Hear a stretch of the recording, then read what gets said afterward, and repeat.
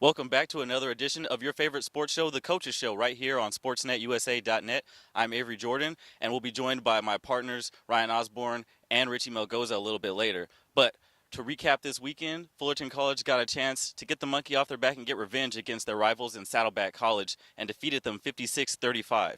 Now, they were in unfamiliar territory. They were down going into half. They had never been down going into half before, and then they came back and scored an amazing 28 points and shut out Saddleback in the third quarter. Kane Wilson and Ladarius Skelton, for the second time this season, are SCFA Players of the Week, co-players of the week for offense. And Ladarius Skelton had 138 rushing yards. And Gerald Hewlett chipped in with his 96 rushing yards as well. So the rushing game was just on fire for the Hornets that game. They had 355, and they really stuck it to Saddleback. And on top of that, it was homecoming. So it was pretty much the mirror version of last year, where they got to face off against Saddleback in their homecoming last year, and they only lost by 3. But everyone showed up this week. There were players, coaches, cheerleaders, even fans from the 1967 team. So it's been 50 years.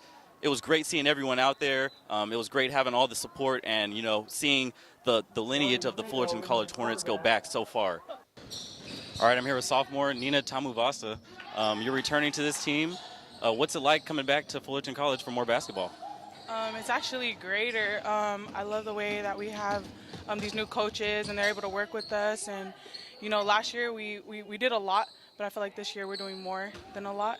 And so I feel like it's great. The dynamic's great and just the team is great. Now, you guys, you didn't make the postseason last season, so that's got to be a big goal for you guys this season. What are some of your other goals that you guys have as a team? Well, we really want to work on, just like unity on the team, and also, not just unity, but, working together in a way where we're able to score more and to, compete more as well. So. Do you think that because this team's older, you guys are going to, older and more mature, you guys are going to be able to do a lot more? Yes, I actually feel like we are going to do a lot more. Just with, more posts coming in and, more point guards coming in, I feel like we're able to dominate the floor even more because everybody's, playing different positions and everybody's trying out for new positions. And so these positions are going to open up a way for us to be able to win more games. So. Now, what are some of your objectives for the season personally? I feel like for me personally, an objective would just be, more talking and, more communicating, because I feel like that's the key to win every successful game, knowing where you are on the floor and making sure, you're there at the right time. So. What about off the court, like outside in school or anything like that? Yeah, definitely. Well, I mean, like it says, student is first. Student does come before athlete. So I feel like when your mind is more, when your mind is right in the classroom, your mind is also right on the court. When you're actively engaged in school, I feel like you're actively engaged in the sport that you play. So it becomes more easier for the athlete to actually be more developed in the game because you are in the classroom. So. Do you think that Coach Foster is a good role model for you guys? Yeah, definitely. My first year coming in, she was a mother figure to me, just simply because, I wasn't around my mother a lot, but for her to be able to, encourage us to, it's more than a game. I feel like that's able for me to, take that into the real world and, develop that more, within myself. So. Now, you are a sophomore. Looking forward into your future, what do you look to do after Fullerton College? After Fullerton College, I do hope to eventually go to a 4-year. My goal is BYU Hawaii because I love, the islands, things like that. I'm under myself, but I just love to be able to go out there and, complete some sociology work. That's really what I want to major in when I go to a 4-year. So. And what do you want to do with your sociology degree? Well, mainly I really want to work, with social work. I love working with kids and things like that. So I feel like, when you strengthen a kid, it strengthens their future. So. All right. Well, thanks for the time. All right. I'm here with Mel Thompson, returner. What's it like coming back to Fullerton? It's good. The environment's good. I think we're more focused than last year. We're trying to get things accomplished. Have goals this year. We're really focused. So you said that you're really focused this year and you want to achieve even more than last season. You guys, you were 12 and 16 last season. You didn't make the postseason. What are you looking to improve on this season? We heard from some of your other teammates; they were talking about talking more and being more of a team, more of team players. What are you guys looking to focus on this season? As a team, I think something that we lacked in last year that we're trying to focus on is leadership, because we didn't have much last year, plus experience. So I think that came with last year as just growing all in all and like learning. So things like that, and chemistry is a big issue that we're trying to solve this year. Now, you say you play positions 1 through 4, which means that you can play a lot of different positions with a lot of different people at any point in time on the floor. Does that make it hard for you? No, the way I think of it is like if we need someone, I'm kind of a fill-in. So if our ones gets hurt, our backup one, whatever, our twos, I feel like I'm there to help, So anything that I can do to contribute, that's like why I learned those spots. And do you feel that this team, you wanted to improve the chemistry? Do you feel that it's the on-court chemistry that needs to be fixed, or is it more of like the locker room off-court stuff that needs to be fixed from that perspective? I think it's on-court, just because the incoming players are so young, and we just came in at 2 different levels of mentalities, So I think we're just trying to connect, like get them to where we are, and then continue to grow as a team. So that's what's happening. What do you think? Do you think that this team's been able to grow like over the off season? Yeah, I think since our summer practices, and even when we started this spring, it's been really good. We've been improving a lot. I think everyone takes time to work individually, which contributes to the whole team. So that's what's really good. I think they're just hard workers overall. Now you guys have a lot of tournaments coming up this season. You guys have like 4 or 5, I think 5. Which one are you looking forward to the most? Our Colleen Riley tournament, because it's our home tournament. It's our first games at home. You really what you're made of when you how you defend your den. So like that's what I'm looking forward to. Yeah. Well, you played last season, so you know who's nice and you know who's not. Cypress. No, I'm talking about in the Orange Empire Conference. Cypress is nice. Saddleback's nice. Riverside was last year. Who really are you guys gunning for, or who are you guys worried about in the Orange Empire? Well, we're worried about ourselves, but like to answer your question, I've been like listening to other teams, and I've heard that Cypress, they're going bigs this year, so they're switching it up. So I don't know. It's a new system for them, so I don't know like how they're going to take it. So I'm not really worried about them. I think for me, it's more so like Riverside and stuff like that, because I heard they're coming in strong this year, and IVC too. I heard they were packed. So, but because Cypress is defending league champions, we're going for them. Yeah. All right. Thanks. Well, Mel Thompson. I'm here with Andre Kennedy, returner for the Fullerton Hornet basketball team. What's it like returning to this team after the great season that you guys had last year? It's nice to see some new faces and try to get acquainted with everybody and get everybody on the same page. So that's what we're working on right now. Has it been challenging to get on to kind of get on the same page and get to know everybody, because everybody is really new? Yeah, it's hard because like the freshman guys got to learn some new stuff. Yeah. Everything's taught differently, and the game is a lot faster for them than it was in high school. So things like that, and then as a team, collectively, we got to be on the same page, share the ball and stuff like that. So you're a returner. Are you looking to be more in a leadership role with these guys? Yeah, that's one thing Coach has been on me about, is being more vocal, more of a vocal leader. I usually just lead by example, but I have to be more vocal with this group. Do you think that the youth is going to be a problem going forward in the in the season? Not at all. All our guys can play. It's just certain things we have to learn and get better at. But other than that, we should be all right. Now, you played last season. Going forward into this season, what do you look to improve on? Scoring, rebounding? Mostly my defense. Last season, I wasn't really able to keep people in front of me that well. But that's what I've been working on mostly this summer. And then handling the ball, I try to handle the ball a lot better under pressure. You guys were 11-1 in conference last season.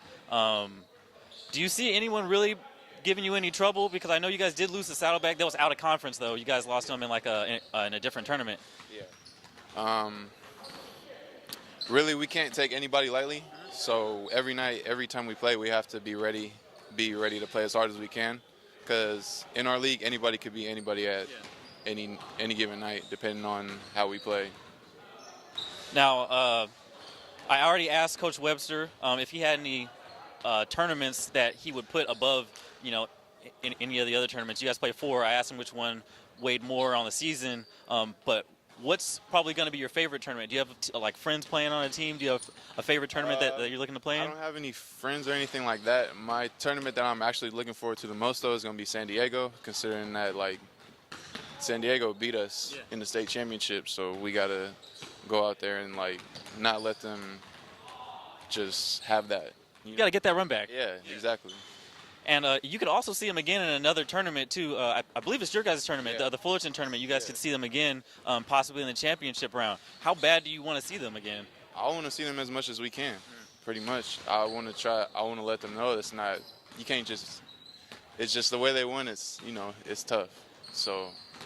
Yeah, I watched that game. It's on YouTube. I watched that game, and I want to see you guys get that game back. And I know that you guys can, but there's a lot of unknown commodities on the team right now. What is this team looking to shape up as, going forward towards the season? Because you guys are smaller. I've talked to some of your teammates about it. Don't really know where the scoring is going to come from yet. What can you tell me about what to expect from this season? Our identity really isn't set, but considering that we're all small and we're all kind of like the same size, we have to be able to play defense, rebound. Yeah. All the little things is what we have to be the best at every time we play. So, because we're at a disadvantage every night. Yeah. So, the little things is really what we have to be the best at. All right, thanks. Andre Kennedy. So right now I'm here with Ted Nelson, a member of the 1967 National Championship team. Ted, 1967 magical year. You guys go undefeated and win the state championship. What was that like for you? It was a special experience that has stayed with me all my life. We were a group of guys that individually were not necessarily national championship caliber athletes, but we had a national championship caliber team. You played under Coach Hal Scherbeck. What was he like as a coach for you? Coach Scherbeck was a model of integrity. 1967, you had to go through San Diego City, Bakersfield, and then American River. What was the toughest matchup for you guys? Bakersfield by far was the toughest matchup, and I'm sure that most experts thought we would lose. We went up to Bakersfield. It was a great trip, and we won a close game. You go up against the #1 team in the country. How do you not feel intimidated at that time? We were Hornets. Thank you, Ted. Right now I'm here with Ray Ogas. Ray, offensive lineman for the national championship team. 1967 was a special year. How did you guys get to that national championship? Well, it was a lot of fun, and it was a lot of hard work. And coming into Fullerton JC when I came out of La Habra High School in '66, and played with a lot of guys there in Orange County that came from a lot of top high schools. And it was great. There was a lot of great players and great coaching staff.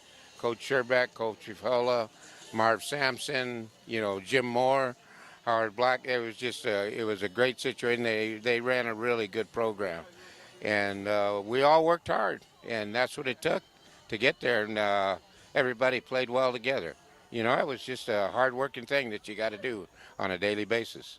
You come out of La Habra, which is one of the top schools football-wise in Orange County, Freeway League competitor. Then you go to Fullerton College, which has an air of excellence. How was the transition for you?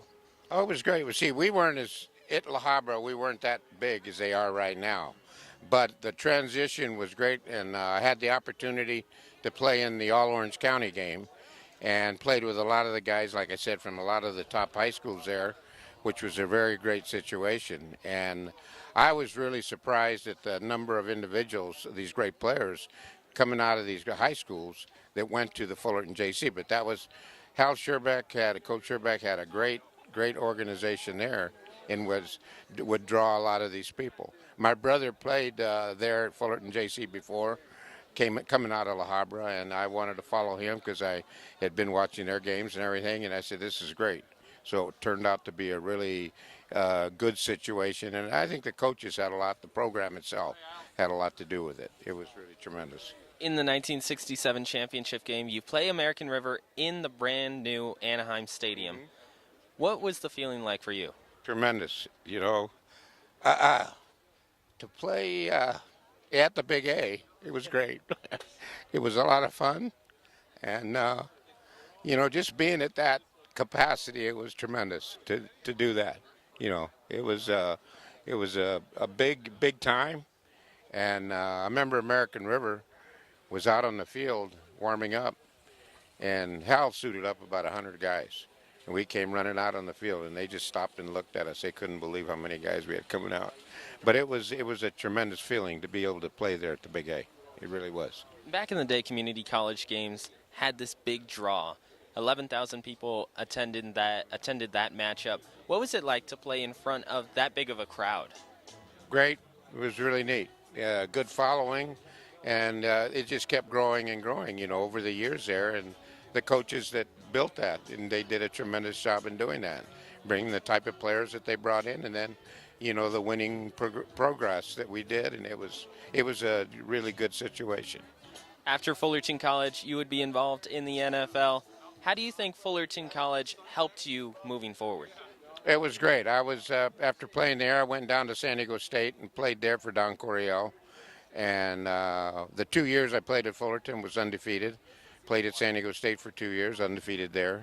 Had great teams, great players, and then I got into the coaching ranks and coached at the collegiate level for 15 years, and then I was in the NFL for 10. And it's just been a great trip, great individuals, and the opportunity's been fantastic, working with all these great people and great individual players. It was really super. Well, thank you. We'll let you get back to your teammates. Okay, thanks a lot. Thank you. So right now we're here with Tom Burns. You're watching your son be the head coach of the Fullerton College Hornets. What was it like to see him win that national championship? Well, it was very pleasurable, and it was fun to watch a guy that really knows how to coach. He doesn't listen to me that much, so therefore that's why he's so successful. When I was coaching, I didn't do as well as him, so that's why I ended up in administration. So it was a great pleasure. But, you're only good as your last ball game. And, of course, today's another ball game and another day, and that's part of it. What does it feel like for you to be able to see that you pass that coaching on to him? Well, I guess maybe if I'd have been a billionaire, it'd have been better. But that's the only best thing I had to offer on the thing. But what he has done, he's done himself. I haven't.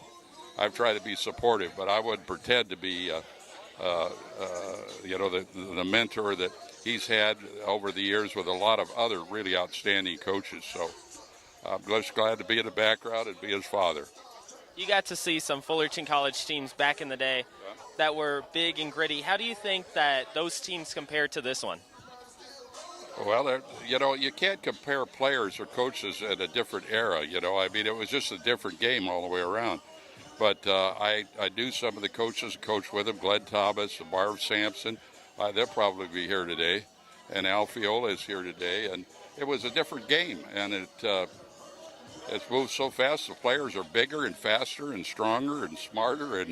And so it's hard to compare one with the other. But, you got to play with who your competition is at any given time. And it's a new era. Well, thank you, Coach Burns. Okay. We're being joined by Richard Yukihiro, running back for the 1967 championship team. Richard, back then, undefeated season, huge accomplishment, especially with some of the talent in Southern California. Oh, yes, it was great. We had a great time. We had great coaches. We had great fans and stuff like that. We enjoyed our time there. It was fabulous. You had Marv Sanson and also Coach Hal Scherbeck. Right. What were they like for you? Oh, they were just the best coaches you could have. They taught us what we needed to know, how to play the game. He changed our philosophies about what we were supposed to do on the field and made us better people.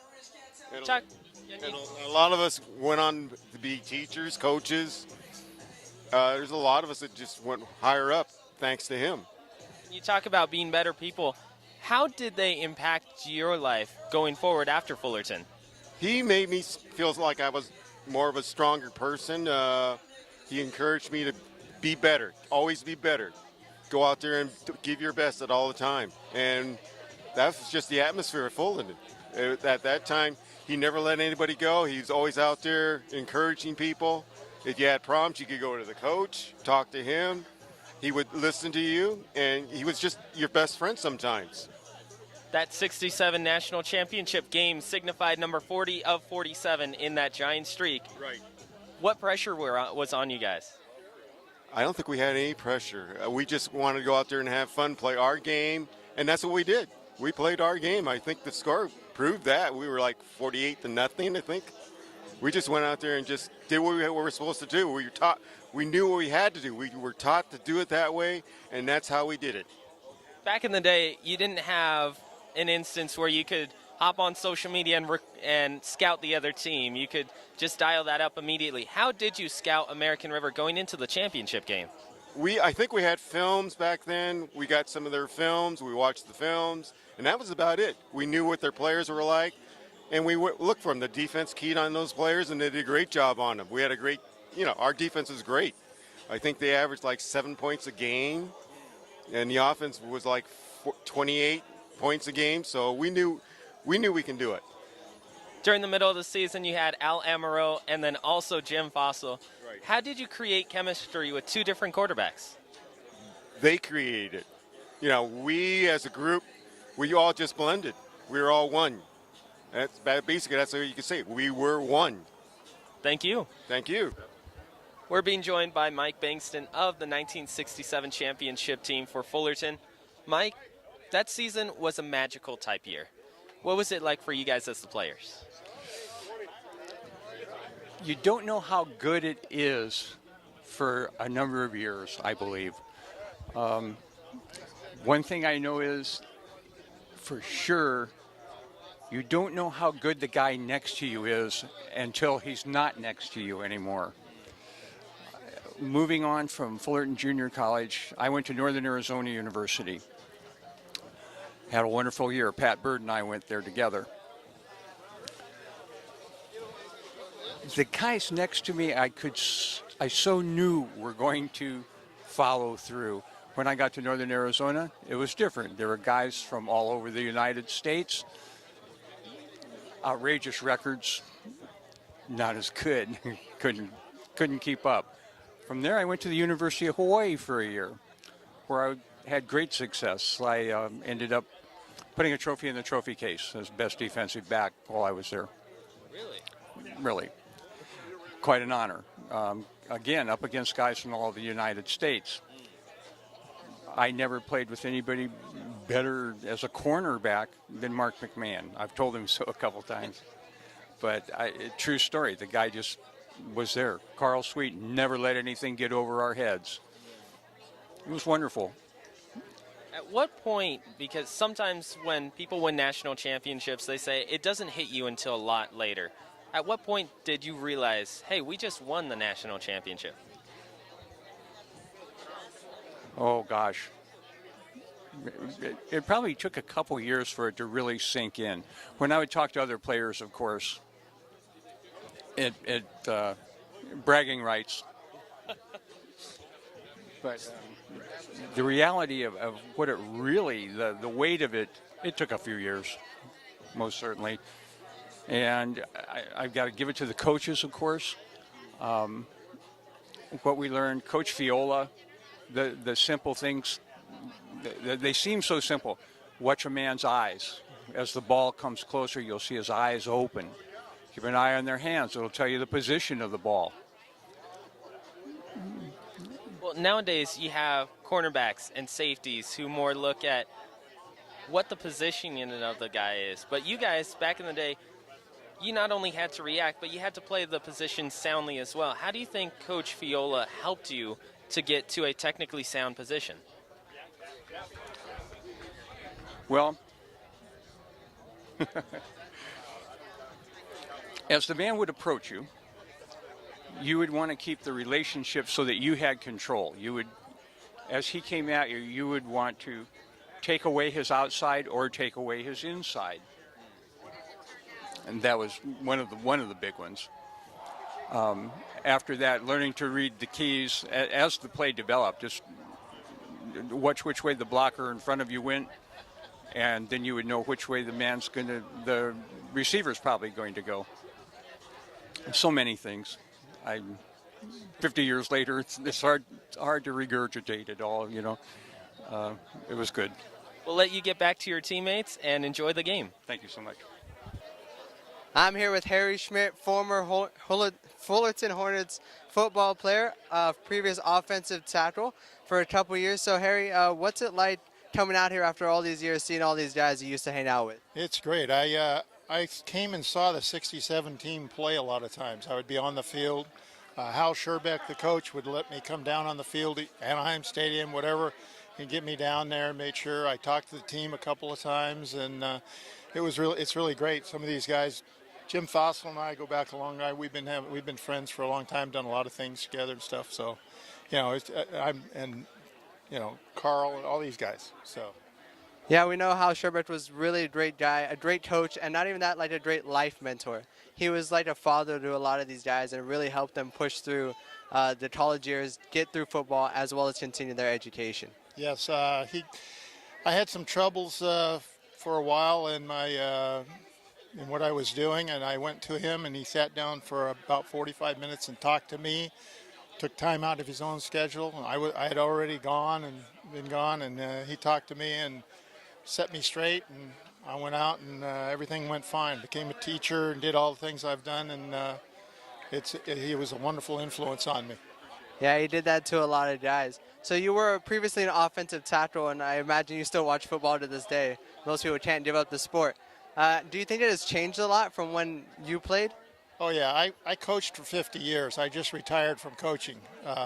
So I've coached high school football for 50 years, and yeah, it's changed a lot. The kids are different. The parents are different. I don't know if that's good or bad, but, that's the way it is. I think it's still changing. It's going to change some more. I think there's, with this, concussion thing going on, to me, I must have had 15, 20 concussions, and I don't have any brain damage according to my doctors. So I think it's an individual thing. Some people have a tendency and some people don't. But I think it's a good thing that they're revolutionizing helmets and stuff like that to make it better. And the tackling's different. And like I said, I played rugby for 13 years, and now they're doing rugby tackling. So, it's just different. It's just a changing situation. And so you coach high school. Where did you coach high school football at? Edison High School. Edison, so not very far from here. Not very far from here. No, yeah, we were a pretty good program. Still are. All right.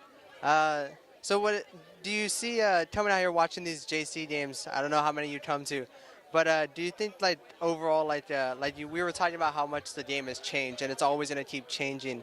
Like, is it obvious to you? Like, can you see it? Like, do you see a play and think I would have done that differently back in my day? Of course. We were more 3 downs and a cloud of dust, just go get them, just run people over. And now it's more finesse. And even when my coaching, I got to where I was finessing and teaching linemen how to finesse block rather than power block, just, drive people over. You can't do that anymore. Or you don't do that anymore, but whatever. But, yeah, it's different. I see things. I go to games and I say, gee, I would have kicked that field goal, or I would maybe run off tackle this time, or something like that, rather than throw the ball. So it's still a great sport. I love college. I really don't like the pros for a lot of reasons. Haven't for years and years and years. I think they're egotistical and stuff, but I love the college kids and I love the high school kids and watch them, and the JC kids to watch them play, because it's so intense and so much fun. They're just having fun. Yeah. These guys really come out here. I'm down on the sidelines with them all the time. They're really good guys, and they love playing the sport. Yeah, they love playing the sport. So you went on from Fullerton JC, went to go play at Long Beach State. Is it a really big transition from the JC to the 4-year level? Yeah, it is. The education part is a lot harder. I did pretty well in JC. I had a little struggles at first in college, but then I figured it out because I had been there, and then I did all right. Ended up with getting a master's degree, so I guess I did okay. Yeah. All right. Well, I'm glad you're in good health, and we hope to see you next year. Thank you. Thank you. So now that the Hornet Empire has had a chance to strike back against Saddleback, they now go up against the likes of Palomar on Saturday. Now, Palomar is actually sitting at the bottom of the National Southern Division right now. They are currently 4-3 on the season, just barely floating above 500. So they're kind of like Tom Hanks in Castaway. They're just barely surviving right now. But by no means should Fullerton take this lightly going into Saturday, as they need to make sure that they maintain their undefeated streak going into the playoffs. And now that'll do it for this episode of The Coaches Show. I'm Avery Jordan for Richie Melgoza and Ryan Osborne. This has been The Coaches Show right here on SportsNetUSA.net.